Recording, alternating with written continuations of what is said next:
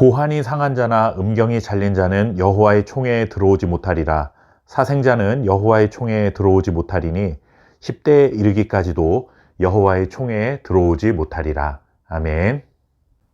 하나님은 친히 이스라엘의 왕이 되셔서 전능하신 손으로 그들을 보호하시고 인도하실 뿐만 아니라 이스라엘 백성들이 이방인 신을 섬기는 이방인들과는 달리 다른 삶의 모습으로 구별되어 살아가기를 기대하셨습니다.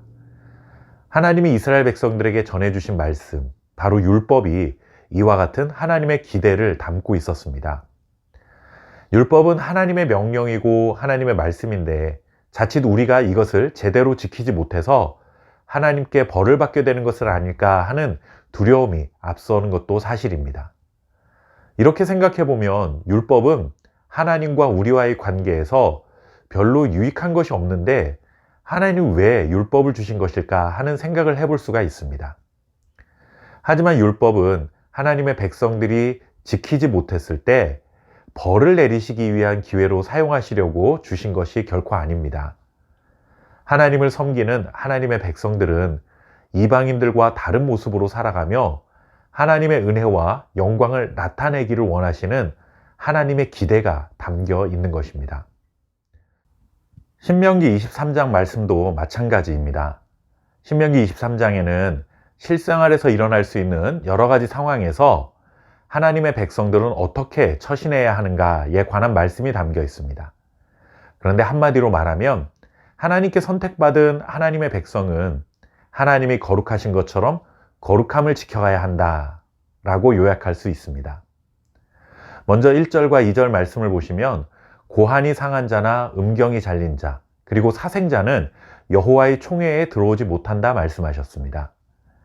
고환이 상하거나 음경이 잘린 자는 육체적인 건강에 문제가 생겼다거나 아니면 선천적인 장애가 있는 경우를 말하는 것이 아니라 당시 이방신을 섬기는 모습 중에는 자신의 신체 일부에 자해를 가하는 경우가 있었습니다.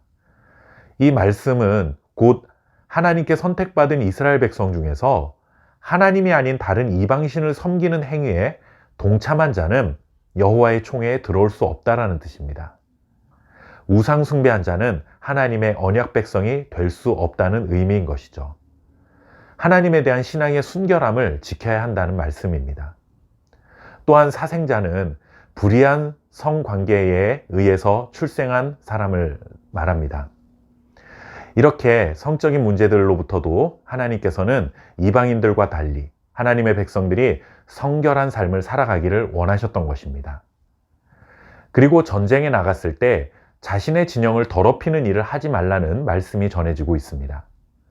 이렇게 진영을 더럽히는 행위로 두 가지가 언급되는데 하나는 밤에 몽설하지 말라라는 것이고 또 하나는 진영 밖에 변소를 마련하고 배설물은 땅에 파서 묻어야 한다라는 것입니다. 몽설한다는 것은 성적인 것을 의미합니다. 전쟁에 참전한 병사들의 그 야만적인 성적인 에너지를 방출해서는 안 된다라는 뜻이죠. 그리고 배설물을 땅에 묻는 것은 배설물 자체가 부정한 것이기도 하지만 적군이 그 냄새를 맡지 않게 해야 한다는 의미가 담겨 있습니다. 전쟁에서 이방인들이 주로 행하던 간습이었기 때문에 하나님의 백성들은 이런 태도와 행동에 편승해서 살아가서는 안 된다는 말씀을 하신 것입니다. 이렇게 하나님의 백성들은 이들과 구별된 생각과 행동으로 거룩하신 하나님의 영광을 나타내는 자로 살아가야 한다는 말씀입니다. 이렇듯 하나님께서 하나님의 백성들에게 전해주신 말씀, 율법은 두 가지 측면에서 유익한 기능이 있습니다. 첫째는 하나님께서 주신 말씀을 따라 살면 세상의 죄와 더러운 것으로부터 우리를 순결하게 지켜낼 수 있습니다. 즉, 세상 속에서 살아가지만 세상으로부터 악한 영향력을 받지 않고 살아갈 수 있다는 것이죠. 또 하나는 우리가 하나님의 말씀을 따라 살면 우리를 통해 악한 세상에 하나님의 거룩하심을 나타낼 수 있습니다. 하나님의 선한 영향력을 세상에 미칠 수 있다는 것입니다. 교회와 성도들은 세상 속에서 살아갑니다. 그러나 세상으로부터 영향을 받아서는 안 되고 반대로 교회와 성도들이 세상에 하나님의 선한 영향력을 미칠 수 있어야 합니다. 그러기 위해서는 하나님이 우리에게 주신 말씀을 마음에 새기고 그 말씀에 순종해야 합니다. 오늘도 하나님의 말씀에 순종하며 선한 영향력을 세상에 미치는 저와 여러분 될 수 있기를 바랍니다. 감사합니다.